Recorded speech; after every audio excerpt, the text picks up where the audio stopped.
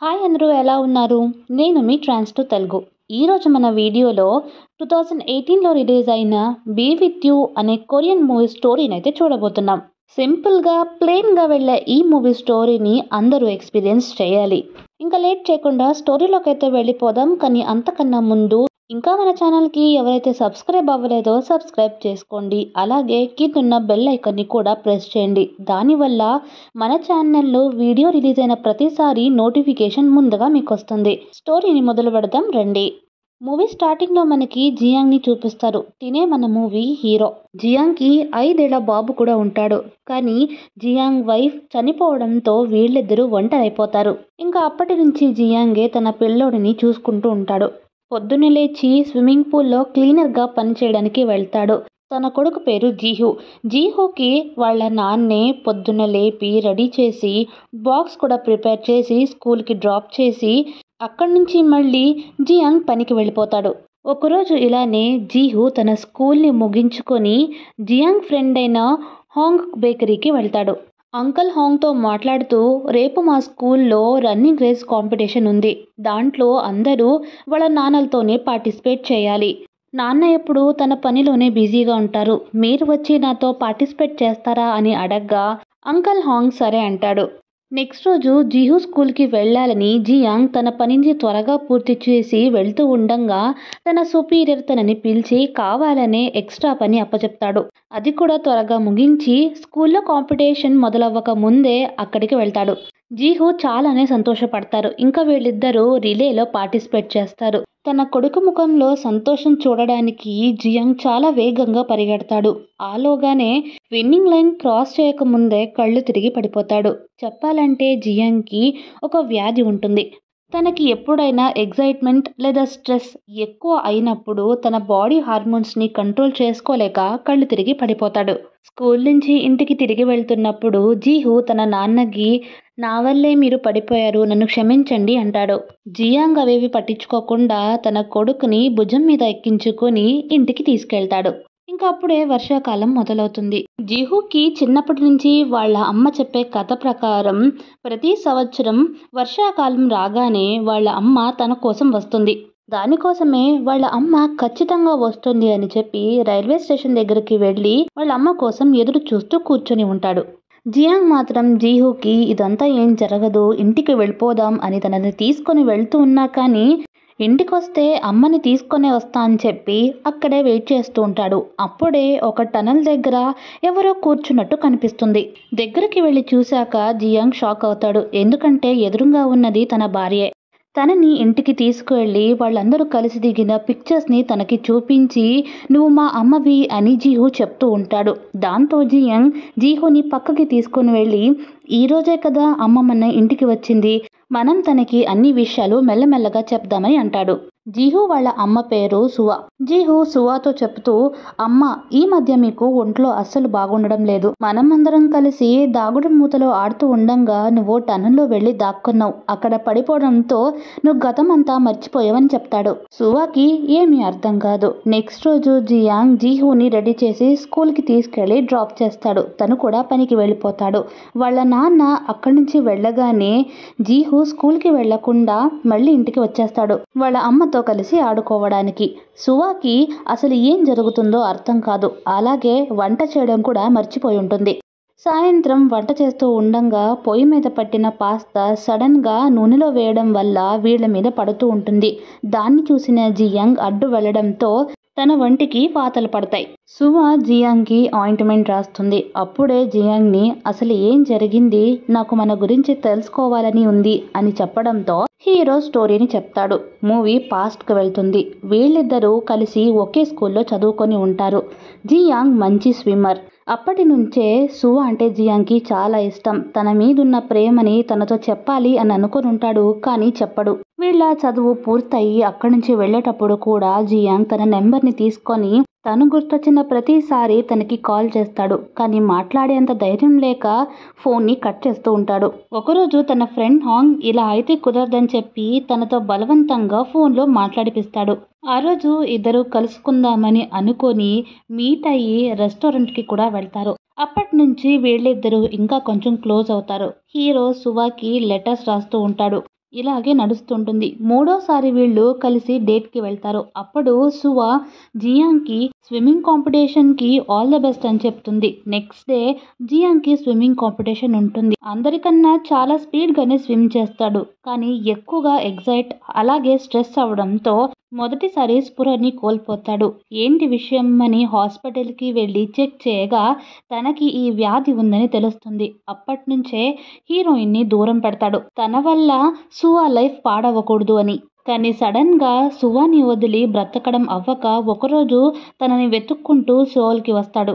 ఆ రోజు హెవీగా వర్షం పడడంతో సువా కాలేజ్ అయిపోయాక తన ఫ్రెండ్‌తో కలిసి కార్‌లో వెళ్తుంది.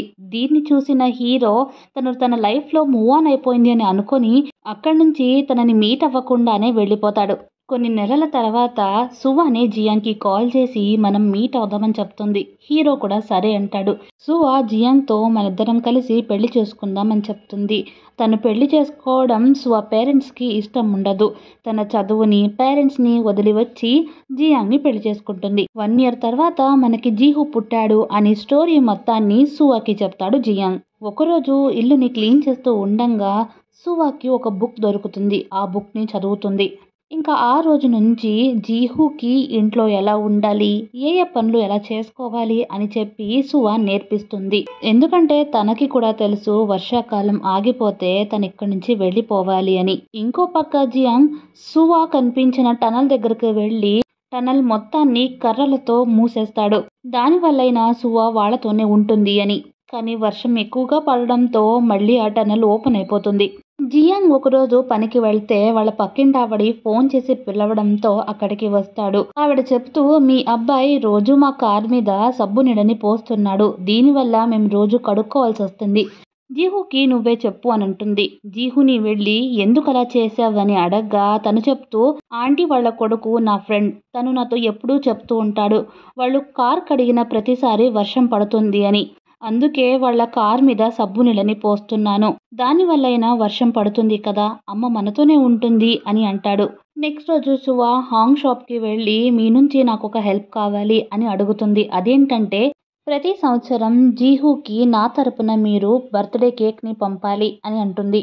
అలాగే అదే రోజు జీహు బర్త్‌డే ఉండడంతో కేక్‌ని తీసుకొచ్చి సెలబ్రేట్ చేస్తారు. నెక్స్ట్ డే వర్షం కురవడం ఆగిపోతుంది. అదే రోజు జీహు స్కూల్లో యాన్యువల్ డే ఉంటుంది. జియాంగ్ పనిచేసే స్విమ్మింగ్ పూల్ దగ్గర ఒక అతను స్విమ్మింగ్ పూల్లో పడిపోవడంతో తనని సేవ్ చేయడానికి జియాంగ్ అక్కడే ఉండిపోతాడు. సువా జియాంగ్ కోసం వెయిట్ చేస్తుంది. ఇంకా తనే జీహు స్కూల్కి వెళ్తుంది. జీహు క్లాస్మేట్స్ అందరూ స్టేజ్ మీద నుంచొని వాళ్ళు పెద్దయ్యాక ఏమవ్వాలని అనుకుంటున్నారు అని చెప్తారు. అప్పుడు జీహు మాట్లాడుతూ తను పెద్దయ్యాక రన్నర్ అవ్వాలని, అలాగే తను అమ్మ తనకేమేం పనులు చెప్పించిందో అవన్నీ చెప్తూ ఉంటాడు. జీహు మాటలు విని అక్కడున్న పేరెంట్స్ అందరూ జీహుని చాలా మెచ్చుకుంటారు. తన అమ్మ మీద ఎంత ప్రేమ చూపించాడు అని. యాన్యువల్ డే ఫంక్షన్ అయిపోయాక ఇంటికి వెళ్ళి చూస్తే జీహు వాళ్ళ అమ్మ అక్కడ ఉండదు. అందుకు సువాని వెతుక్కుంటూ వెళ్తూ ఉంటాడు జీహు. జియాంగ్ కూడా స్విమ్మింగ్ పూల్లో పడిపోయిన వ్యక్తిని కాపాడినందుకు తనకు కూడా సీరియస్గా ఉండడంతో అంబులెన్స్లో తీసుకెళ్తూ ఉంటారు. సడన్గా తన వైఫ్ గుర్తుకొచ్చి అంబులెన్స్లో దిగి టనల్ దగ్గరికి వస్తూ ఉంటాడు. టనల్ వైపు నడుచుకొని వెళ్తున్న సుహాని చూసిన జీహు తనని వదిలి వెళ్ళకండి అంటూ ఏడుస్తూ ఉంటాడు. అప్పుడు సుహా మాట్లాడుతూ నేను ఖచ్చితంగా తిరిగి వెళ్ళిపోవాలి, నువ్వేమీ బాధపడకు, నేను నిన్ను పైనుంచి చూస్తూనే ఉంటాను అని తన కొడుక్కి సర్ది చెప్తుంది. ఈలోగా జియాంగ్ కూడా అక్కడికి వచ్చేస్తాడు. జియాంగ్కి తెలుసు ఖచ్చితంగా సుహా అక్కడి నుంచి వెళ్ళిపోవాలని. వీళ్ళిద్దరూ చూస్తూ ఉండంగానే సుహా టనల్లోకి వెళ్ళి అక్కడి నుంచి మాయమైపోతుంది. ఇంకా నెక్స్ట్ డే నుంచి జీహు వాళ్ళ అమ్మ చెప్పించినట్టు పనులన్నీ చేసుకొని స్కూల్కి రెడీ అయి వెళ్తూ ఉంటాడు. ఆ రోజే జియాంగ్కి ఫ్రిడ్జ్ మీద ఒక కీ దొరుకుతుంది. అది స్టోర్ రూమ్ కి అవ్వడంతో స్టోర్ రూమ్ కి వెళ్ళి చూడగా అక్కడ ఒక బుక్ సువా జియాంగ్ కోసం రాసి ఉంటుంది. సువా జియాంగ్ ని ఎలా ప్రేమించిందో దాంట్లో చెప్తుంది. సువా కూడా జియాంగ్ ని చూసిన మొదటిసారి నుంచే జియాంగ్ ని చాలానే ప్రేమిస్తుంది. కానీ తనకి కూడా జియాంగ్ కి ఈ విషయం చెప్పడానికి చాలా భయపడుతుంది.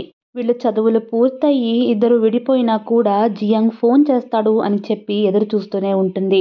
అనుకున్న విధంగా ఒకరోజు జియాంగ్ కాల్ చేయగా వీళ్ళిద్దరూ మీట్ అవుతారు. ఇంకా అలానే వీళ్ళ లైఫ్ సాగుతూ ఉండంగా ఒకరోజు జియాంగ్ తనకి లెటర్స్లో మనం ఇంకా కలిసి ఉండడానికి కుదరదు అని చెప్పినప్పుడు సుహా చాలానే బాధపడుతుంది. తర్వాతనే తనకి జియాంగ్‌కి ఇలాంటి వ్యాధి ఉంది. దానికోసమే నన్ను వదిలేస్తున్నాడు అని తెలుసుకొని చాలానే బాధపడుతుంది. ఇలాగే ఒకరోజు జియాంగ్ తన కోసం చూడడానికి వచ్చినప్పుడు తన ఫ్రెండ్ కార్‌లో వెళ్తూ ఉండంగా జియాంగ్‌ని గుర్తుపట్టి తనని ఫాలో చేసుకొని వెళ్తూ ఉన్నప్పుడు సడెన్‌గా తనకి యాక్సిడెంట్ అవుతుంది. దాంతో తను హాస్పిటల్‌లో అడ్మిట్ అయి కోమాకి వెళ్ళిపోతుంది. సినిమాలో ఈ పాయింట్‌నే మనకి టైమ్ ట్రావెలింగ్‌లా యూజ్ చేశారు.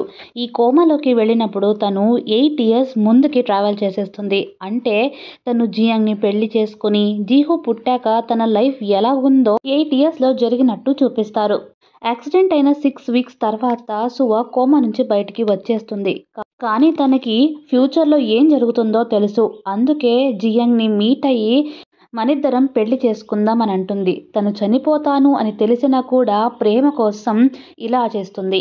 సుహా విషయంలో ఏదైతే జరిగిందో అది జియాంగ్ నమ్మలేకపోతాడు. తన బుక్‌లో రాసిన విధంగా నిజంగానే తను 8 ఇయర్స్ ట్రావెల్ చేసిందా అని ఆశ్చర్యపోతాడు. అలాగే తను వేరొకరిని పెళ్లి చేసుకుంటే ఈ పాటికి బతికుండేది. కానీ నన్ను పెళ్లి చేసుకోవడం వల్ల చనిపోయింది అని బాధపడతాడు. సీన్ ఇక్కడితో కట్ చేసి కొన్ని సంవత్సరాల తర్వాత చూపిస్తారు. జీహూ ఇప్పుడు పెద్దవాడైపోతాడు. తన బర్త్‌డే ప్రతి సంవత్సరం హాంగ్ అంకుల్ వచ్చి తన కోసం కేక్స్‌ని ఇస్తూ ఉంటాడు. సువాకి ప్రామిస్ చేసిన విధంగా కేక్ ఇచ్చి గ్రీటింగ్స్ కూడా ఇస్తూ ఉంటాడు. దీంతో మూవీ స్టోరీ ఇక్కడికి ఎండ్ అవుతుంది. నా ఎక్స్‌ప్లనేషన్ మీకు ఇష్టమైనట్టయితే కిందున్న లైక్ బటన్‌ని ప్రెస్ చేయండి. అలాగే మన ఛానల్‌కి సబ్స్క్రైబ్ చేసుకోండి. దానివల్ల మన ఛానల్‌లో వీడియో వదిలిన ప్రతిసారి నోటిఫికేషన్ ముందుగా మీకొస్తుంది. ఇలాంటి మంచి మూవీ స్టోరీని తీసుకొని మళ్ళీ మీ ముందుకు వస్తాను. Until then bye.